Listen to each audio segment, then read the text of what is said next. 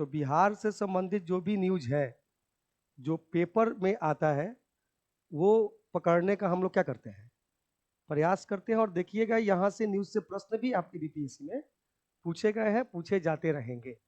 आखिर आएगा कहाँ से न्यूज?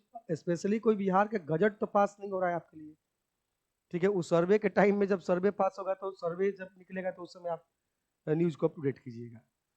उनके बजट से संबंधित, आर्थिक समीक्षा से संबंधित चीजों को आप देखिएगा। लेकिन आए दिन जो न्यूज आप पढ़ रहे हो, आए दिन न्यूज में बिहार के न्यूज पे आप ध्यान रख रहे हो, और बिहार के न्यूज में भी किस न्यूज पे ध्यान रखना है, वो जब प्रीवियस ईयर क्वेश्चन देखते हो तो पता चलता है कि हमें किस न्यूज पे ध्यान रखना चाहिए, किस न्यूज पे ध्यान नहीं रखना चाहिए।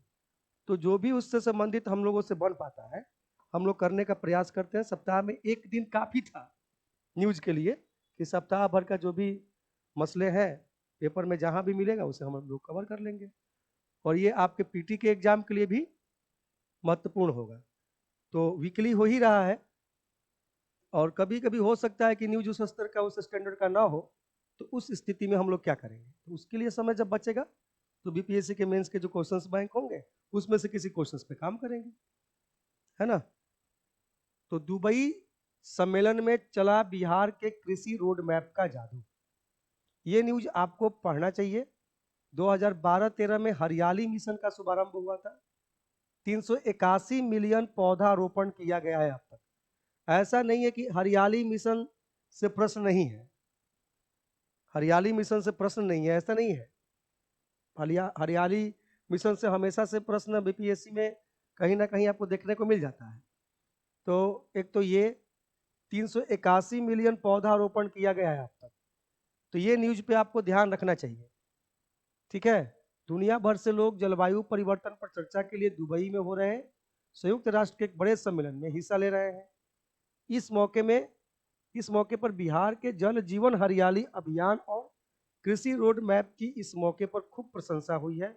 यानी कि जो बिहार का जो ये हरियाली मिशन है, जल जीवन हरियाली अभियान है, वो अंतर्राष्ट्रीय स्तर पर इसकी क्या हो रही है, चर्चा हो रही है। तो निश्चित रूप से प्रश्न यहाँ से एक बन सकता है, बना भी देगा तो कोई आश्चर्य का विषय नहीं है। दुबई में 30 नवंबर से 12 दिसंबर तक आयोजित संयुक्त राष्ट्र जलवायु परिवर्तन सम्मेलन COP21 में बिहार ने भाग लिया है। तो ये संभावना है कि ऐसे प्रश्न पूछे जा सकते हैं, ठीक है। तो एक बार इस न्यूज पे आप ध्यान रखिएगा, ठीक है। बिल्कुल बहुत ज्यादा बड़ा न्यूज नहीं है, एक बार पढ़ लीजिएगा। अगला, ये तो आपका कुशीनगर में ऐसी प्रतिमा आपको मिल जाएगी देखने को, लेकिन ये रविवार को बोध गया में भगवान बुद्ध की विशाल प्रतिमा का अनावरण करते हुए बौद्ध धर्मगुरु, ये नया बना ही है, ठीक है। तो बोध गया में अनावरण है। अब जाएंगे आप बोध गया तो इस तरह के भी स्टेचू देखने को मिलेगा। तो बोध गया में स्थापित हुई भगवान बुद्ध की सबसे बड़ी प्रतिमा, तो 100 फीट लंबी बुद्ध की प्रतिमा स्थापित की गई है बोध गया में, और 30 फीट ऊंची और 24 फीट चौड़ी होगी यह बुद्ध की प्रतिमा, कुछ ऐसा है। तो इस न्यूज पे भी ध्यान रखिए।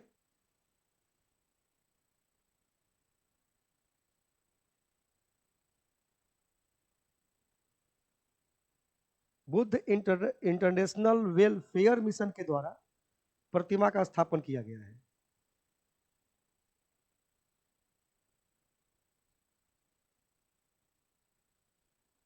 बुद्ध की जो प्रतिमा है शयन मुद्रा में है, ये ध्यान रखेंगे,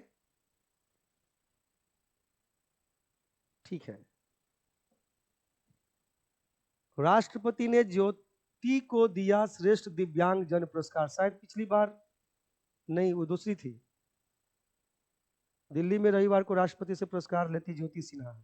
ज्योति सिन्हा के बारे में जानिए, अगर बिहार से संबंधित है तो जोरी होगा, दरभंगा,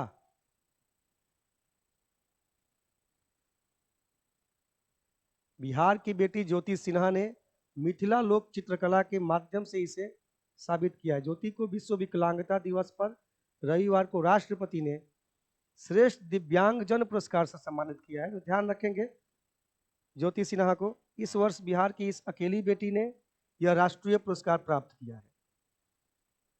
मस्कुलर डिस्ट्रॉफी जैसी गंभीर बीमारी की शिकार, तो इतना तो बीमारी तुम्हारी नहीं पूछेगा। किस लिए उनको ये पुरस्कार मिला है, किस तरह का वो पुरस्कार ली है, तो श्रेष्ठ दिव्यांग जन पुरस्कार ली है। नाम है ज्योति सिन्हा, मिथिला या दिल्ली से बिलोंग, ये दरभंगा से बिलोंग करती हैं। मिथिला लोक चित्रकला के माध्यम से उन्होंने अपनी प्रतिभा को क्या किया है, साबित किया है। जबकि यहां लिख रहा है कि ज्योति मुजफ्फरपुर जिले के चंगेल गांव की निवासी है। ठीक है,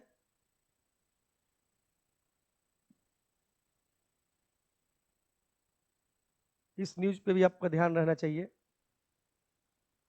जमुना लाल बजाज पुरस्कार सुधा वर्गीज को, अब ये तो बिहार से नहीं संबंधित लग रहा है। पद्मश्री सुधा वर्गीज को जमुना लाल बजाज पुरस्कार मिलेगा। वर्गीज सूबे में दलित तथा, नहीं बिहार से ही है।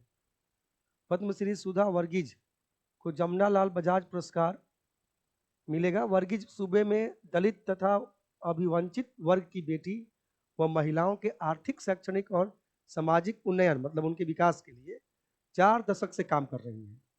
जमुना लाल बजाज फाउंडेशन उन्हें 8 दिसंबर को मुंबई के होटल ताज में आयोजित समारोह में इस पुरस्कार से अलंकृत किया है। देश के मुख्य न्यायाधीश जस्टिस डीवाई चंद्रचूड़ मुख्य अतिथि होंगे। पुरस्कार स्वरूप 20 लाख रुपए प्रशस्ति पत्र ट्रॉफी दी जाएगी। जमुना लाल बजाज फाउंडेशन के अध्यक्ष शेखर बजाज के आमंत्रण पर 7 दिसंबर को मुंबई जाएंगे। तो पद्मश्री सुधा वर्गीज को जमुना लाल बजाज पुरस्कार मिलेगा। तो अगर पूछ भी दे कि जमुना लाल बजाज पुरस्कार अभी हाल ही में किसको मिला है, तो आंसर लेंगे आप सुधा वर्गीज। क्षेत्र यही है कि जो दलित वंचित वर्ग के लिए, उनके विकास के लिए, ठीक है, उनके शैक्षणिक सामाजिक उत्थान के लिए उन्होंने प्रयास कर रही हैं और कई दशक से कर रही है, लगभग 4 दशक आई थी।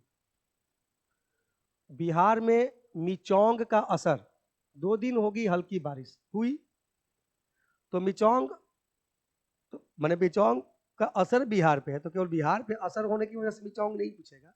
मिचोंग एक चक्रवाती तूफान है, तो ये पूछे चाहे नहीं पूछे, अगर पूछ भी दे तो ये कोई आश्चर्य का विषय नहीं होगा।